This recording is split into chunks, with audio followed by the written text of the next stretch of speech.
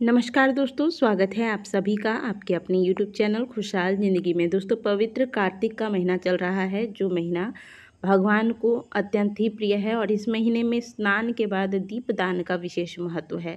इस महीने में आप चाहे जितना भी दान कर ले, सभी दानों में श्रेष्ठ दान दीपदान को ही माना गया है।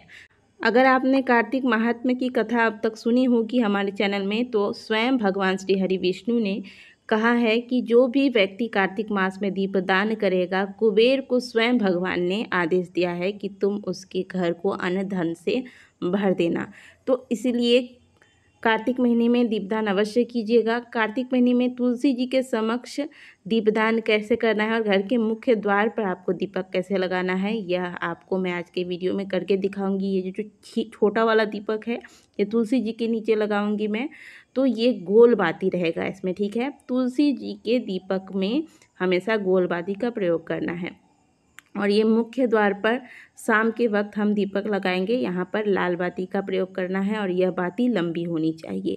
ये दोनों ही दीपक हम, एक लाल बाती वाला दीपक हम शाम के समय घर के मुख्य द्वार पर लगाएंगे और ये वाला दीपक जो है, जिसमें मैं अभी घी डाल रही हूँ, ये तुलसी जी के समक्ष हम लगाएंगे। तुलसी जी के समक्ष पूरे कार्तिक महीने में कोशिश कीजिए कि आप घी के दीपक का प्रयोग करें, ठीक है। और यदि आप दीपदान मिट्टी के दीपदान करना चाहते हैं, तो आप मिट्टी का दीपक लाकर गिन के पहले से रख लें। मैं प्रतिदिन यही धातु का ही दीपक लगाती हूँ। मिट्टी के दीपक फ़िलहाल मैंने अभी तक नहीं मंगवाए हैं, ठीक है। तो आप भी देख लीजिएगा।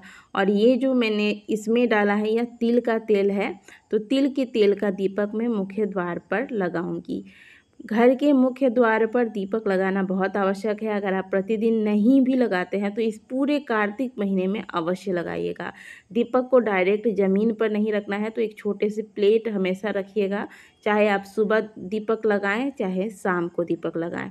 तो दीपक लगाने से पहले, घर के बाहर दीपक लेकर जाने से पहले हमेशा घर के मंदिर में आपको दीपक लगाना चाहिए।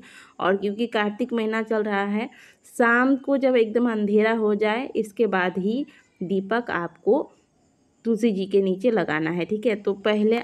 तो सबसे पहले आप घर का दीपक लगा लें और दीपक जलाने के बाद पूरे घर में जितने भी देवी देवता हैं, सबके समक्ष दीपक को आप घुमाएंगे।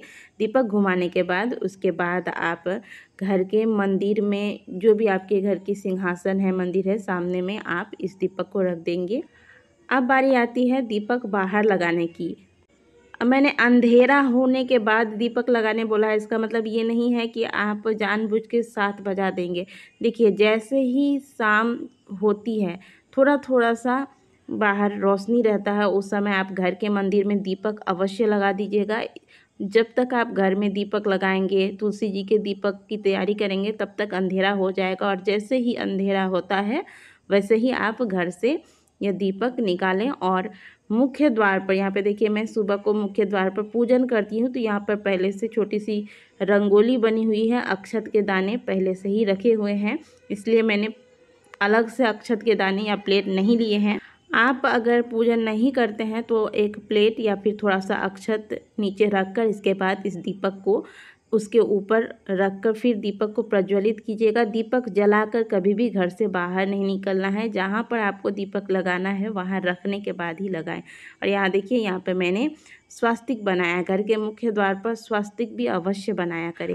अब हम तुलसी जी के समक्ष आ गए हैं। यहाँ पे सुबह मैं यहाँ पर प्रतिदिन पूजन करती हूँ। ये आंगन का तुलसी है और यह मिट्टी की है। ये जो तुलसी की बेदी है, यह मिट्टी की है। इसे प्रतिदिन मैं धोकर लिपती हूँ और यहाँ पर मैं अर्पण देती हूँ। तो यह अर्पण अभी सूखा हुआ है, फूल वगैरह सूखे हुए हैं, अभी इसे उठाना नहीं है। और देखिए, ये दीपक हमें तुलसी जी से थोड़ा सा दूर हट के लगाना है। ऐसा नहीं कि बिल्कुल क्यारी में एकदम चिपका के लगा दिया या फिर गमले के ऊपर ही रख दिया। आपने अगर गमले में तुलसी लगाया है, तो एकदम गमले के ऊपर ही रख दिया, नहीं। हमेशा तुलसी को, जो तुलसी का पौधा है, उसे दूर रखें। ऐसा नहीं हो कि आपने दीपक लगाया है और उसकी लौ से तुलसी मुरझा रही है या तुलसी जी को कष्ट हो रहा है, इस बात का ध्यान रखिएगा। इसलिए हमने यहाँ पे, आप देख रहे हैं कि हमने अलग ही स्थान बनाया है दीपक लगाने का तुलसी जी में, ताकि यहाँ बीच में भी लगाती हूँ तो यहाँ से लौ ऊपर जाती है और तुलसी जी को फिर इस लौ से परेशानी हो सकती है। इसीलिए हमें इस बात का ध्यान रखना है, तुलसी जी का ख्याल रखना है, रक्षा करना है इस पूरे महीने में, ठीक है। ऐसा नहीं कि बस पुण्य कमाने के चक्कर में उल्टा पुल्टा कुछ भी किए जा रहे हैं, ठीक है। इसके बाद दीपक लगाइएगा, ध्यान रखिएगा, बार बार बोल रही हूँ, गोल बाती का दीपक लगाइएगा, संभव हो तो घी का दीपक, नहीं तो तिल के तेल का दीपक आप लगा सकते हैं। कम से कम प्रातःकाल एक टाइम आप कोशिश कीजिए कि आप घी के दीपक का प्रयोग करें।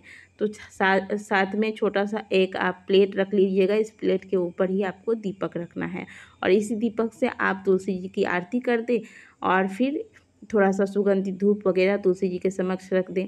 आप परिक्रमा शाम के वक्त भी कर सकते हैं तुलसी जी की, और थोड़ी सी मिट्टी लेकर इसका तिलक आप माथे पर प्रातःकाल पूजा करें या शाम को करें, लगा सकते हैं। यह बहुत ही अच्छा माना गया है। देखिए आप तुलसी जी के समक्ष और घर के मुख्य द्वार पर दीपक लगाने के बाद कितना सुंदर लग रहा है देखने में, कितनी पॉजिटिव एनर्जी आएगी इससे घर के अंदर, आप सोच नहीं सकते।